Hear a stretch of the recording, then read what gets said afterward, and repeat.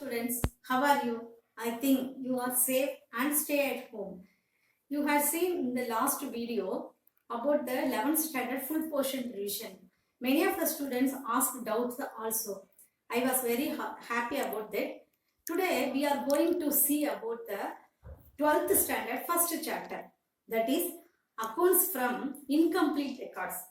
Under this chapter, the name of the incomplete records mean single entry system. The name itself, single entry system means the name itself explains only one entry. In accountancy, we are using dual aspect. In the accountancy, according to the concepts, dual aspects concept, every debit has the corresponding credit. That is a double entry system. But under single entry system, debit and credits does not agree. They do not agree. Debts and credits do not agree. That means all debit and credit aspects are not recorded. That is the under single entry system. That is the meaning. So under single entry system, under double entry system, every debit has the corresponding credit and vice versa. That know we very well. Under single entry system, one debit and credit do not agree. That is the first point under single entry system. So all debit and credit aspects are not recorded. Then the second point, under single entry system, only personal account and cash accounts are maintained. See the word maintain. Some of the students, they mean themselves, maintain mean not taken into the account. Not like that. Personal and cash accounts are maintained. Real account and nominal account are not maintained. Because under double entry system, personal account, real account, nominal account. We know the golden rules of accountancy also. Personal, real, nominal. But under single entry system, only personal and cash accounts are maintained. But the records are maintained. Real account and nominal account records are not maintained. Records are not maintained. That is the meaning. We know very well, for every debit, there should be corresponding credit. Then only we can prepare the trial balance. Because in trial balance, we have to prepare debit and credit column and it should tally. We know very well. Under single entry system, debits and credits do not agree. Then how can we prepare trial balance? So under single entry system, the third point is we cannot prepare the trial balance. This is the third point. Then fourth point is used only in small tradership organization and partnership business only. In big companies, they cannot use this method because most of the records are not maintained under single entry systems. Big companies should maintain all records. Under single entry system, we are preparing statement of affairs. Statement of affairs, it is like the balance sheet of double entry system. Here also, we are preparing trading and profit and loss account and balance sheet. Or instead of balance sheet, we are preparing statement of affairs. But profit and loss account and balance sheet under single entry system, they do not reveal the true financial portion of the business. Because most of the accounts, most of the transactions are not recorded, mean how can they reveal the true portion of the company? So, under single entry system, the profit or loss or statement of affairs, they reveal the financial portion that is not true, that is not exact portion of the company. This is the fourth point. Then it does not agreed by the tax authorities because many of the transactions not recorded. Many of the, that is a real account and a nominal account records are not maintained, mean tax authorities does not agree this. So these are all the points about the single entry system regarding the theory sides. Again, I recall the points of the single entry system. First one, under single entry system, debits and credits do not agree. Then second point, the only personal account and cash accounts are maintained. Then third, trial balance cannot be preferred. Then fourth point for only sole tradership and partnership business. Then tax authorities does not accept this method. These are all the theory part of the single entry system. Now we have to go for the sum side. Under sums, there are to prepare the profit and loss account. There are two methods to ascertain the profit and loss account. There are two methods under single entry system. The first one, statement of affairs method. The second method, conversion method. Here in this chapter, we are using statement of affairs method. Under statement of affairs method, to ascertain the profit or loss, there are three procedures. First, to ascertain the opening capital with the assets and liabilities. Then second, to ascertain the closing capital. Then third step only, to ascertain the profit or loss. The statement of affairs mean, like the balance sheet, we have to take all the liabilities in the debit side and all the assets in the credit side. This is a statement of affairs. In the balance sheet, the first item should be capital. But here under the statement of affairs, in the statement of affairs, the balancing figure is capital. Because with the liabilities and assets, it does not tally. The balancing figure always we get in the liability side. So the balancing figure is the capital. While you work out the sums, you can easily understand. Now, before go to the statement of affairs sum, first how to prepare the profit or loss. That is the easy way. That is the easy step to answer how to find out the capital. So now go to the sum side. First we have to know about the formula. That is to ascertain the profit or loss. First we have to take the closing capital. With the closing capital, we have to add drawings. Then less or deduct the additional capital and again less the opening capital. Then we get profit or loss. So the formula is closing capital plus drawings minus additional capital minus opening capital. Then the answer is profit or loss. Now go to the formula now. To obtain the profit or loss, the formula is closing capital plus drawings,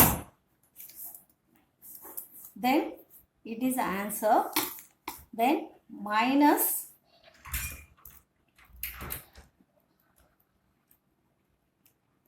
additional capital, then we get adjusted closing capital. From that, again we have to less opening capital.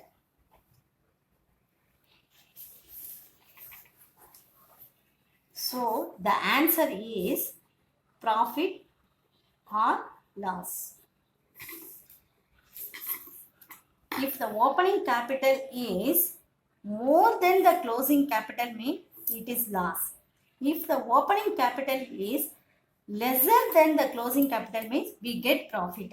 While doing the sums, you can easily understand. For example,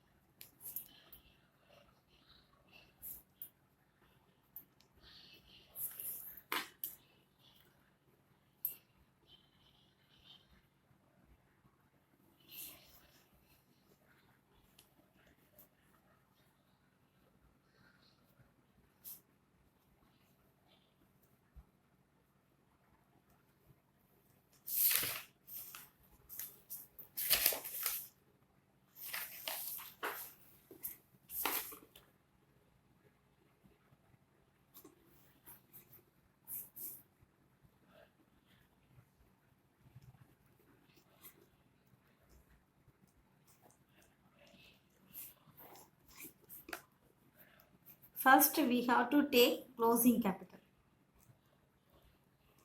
That is 5 lakhs. Add drawings.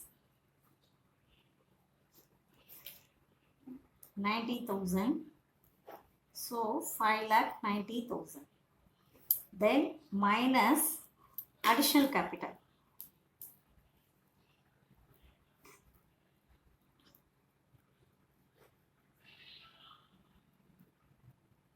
$5,60,000 is adjusted closing capital.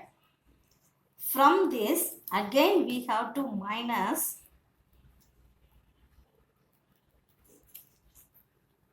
opening capital. Opening capital is 4 lakh. So the answer is, it is lesser than the adjusted closing capital. So we get profit. So 1,90,000. That is profit. In some sums,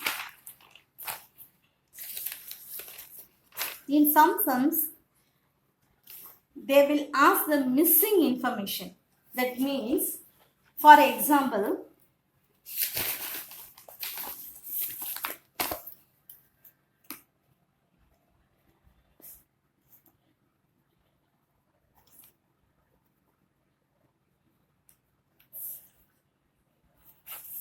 here profit given, capital at end given, then additional capital given,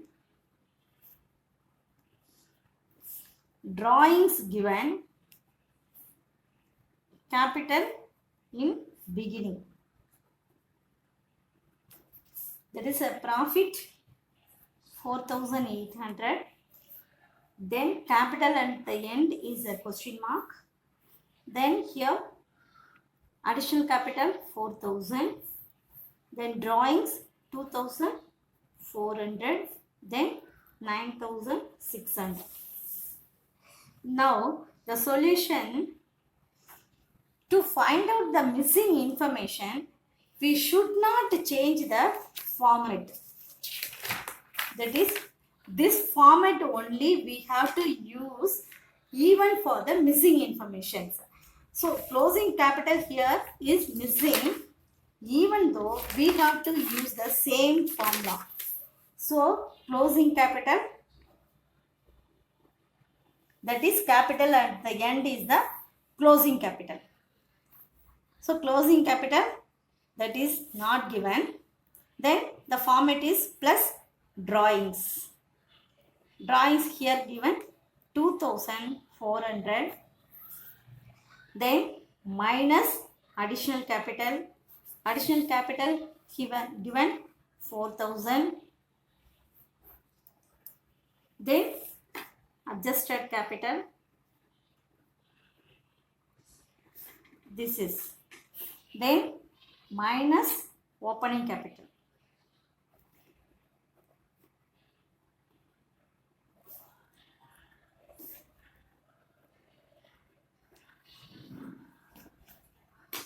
$9,600. Then profit they given 4,800. So now we have to find out the closing capital by using this information. Here profit given, but closing capital we have to find out. So come to the sum. From here we have to find out the closing capital. So 9,600 plus 4,000, here minus means we have to add. So 9,600 plus 4,800 means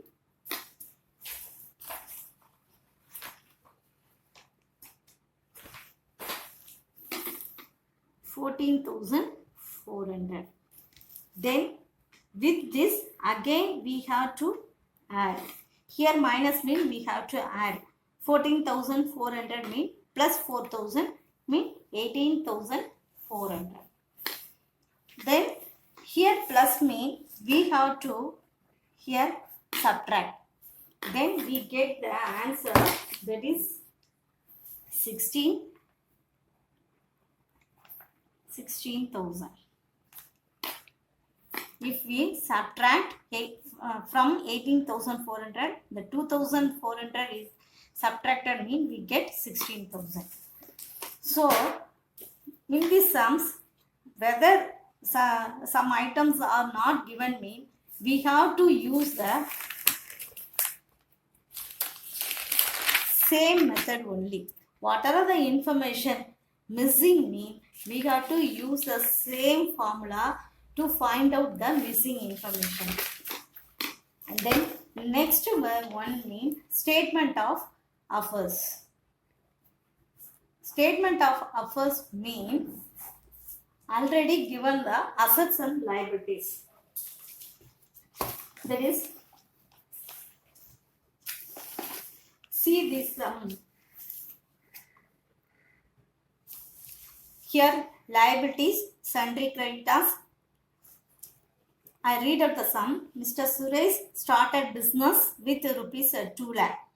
That is 1st April. So his books are kept under single entry system. On 31st March 2004, his position was, that is liabilities here given, assets here given. Then ascertain the profit or loss. So how can we find out with this information? We have to find out the profit or loss. So started business, that means opening capital, that is 2 lakhs. It is on 1st April 2003.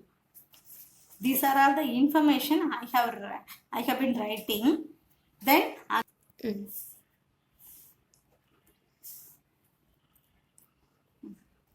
these are all the information given. So I have been writing the information. After that, we can find out the profit or loss. Outstanding expenses 7,500. Then cash 6,000. Bank 10,000. Furniture 30,000. Plant and machinery 1 lakh. Debtors 50,000. Then stock 90,000. Bills receivable 15,000. So it does not tally. These are all the information given. Now we have to find out the, first of all, the capital with this information. Then again we have to find out the profit or loss. So first we have to find out the calculation of closing capital, because here given opening capital and these information assets and liabilities. No closing capital is not given. So we have to find out the closing capital with the information given. This is called statement of affairs of Mr. Suresh as on 31st March 2004. Here 3 given, no? So that is for. So the same way, liabilities and rupees,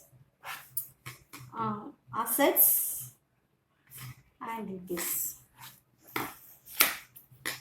So the same, cash 6,000, bank 10,000, furniture 30,000, then machinery 1 lakh. Debtors 50,000. Stock 90,000. Then BR 15,000. Then liability side, creditors 40,000. Bills payable 5,000. Then outstanding expenses 7,500. Already I told does not tally. Now we have to tally this both sides. Then we get the balancing figure is closing capital.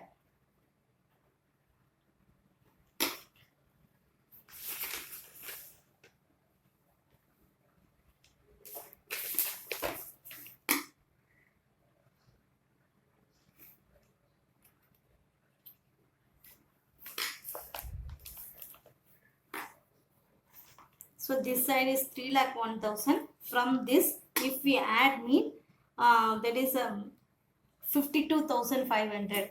From 3,01,000, if we subtract 52,500 mean we get 2,48,500.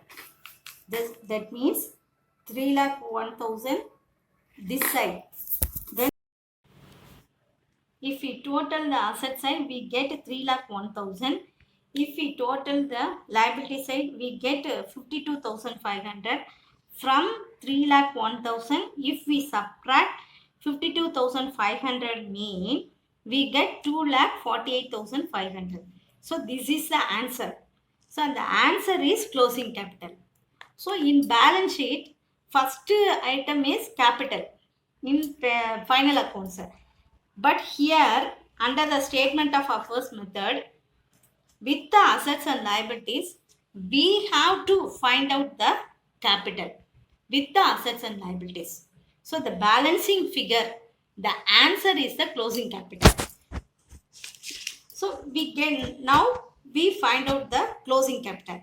With the closing capital, with the opening capital, we have to find out now the profit or loss. Here no drawings given, no additional capital given. So only with the closing capital and opening capital directly we get profit or loss.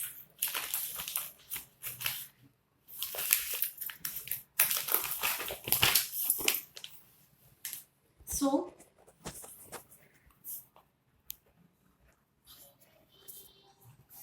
closing capital 2,48,500.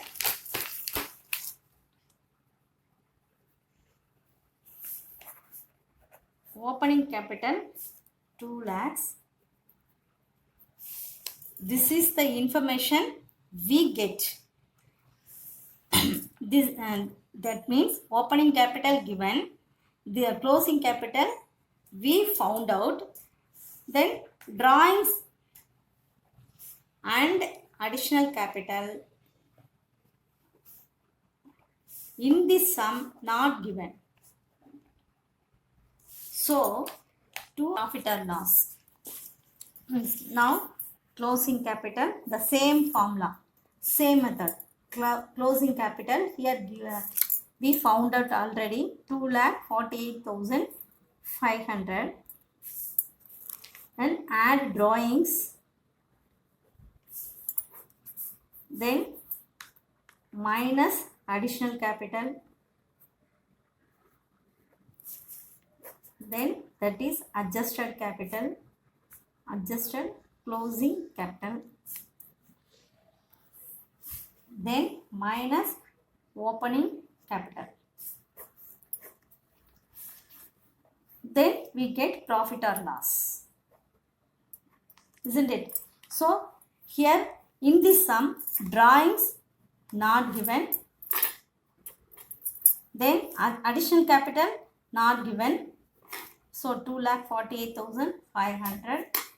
Then adjusted capital again 2,48,500. Opening capital already given in the sum itself, that is 2 lakhs. So profit is 48,500.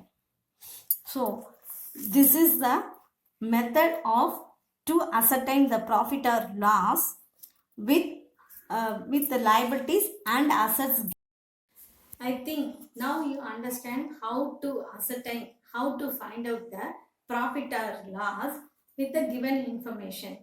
In your 12th standard book, there are 9 sums. You can work out with this method. Work out the sums from the book. Then if you have any doubt, ask me by comments. That's all. Good luck. Thank you, students.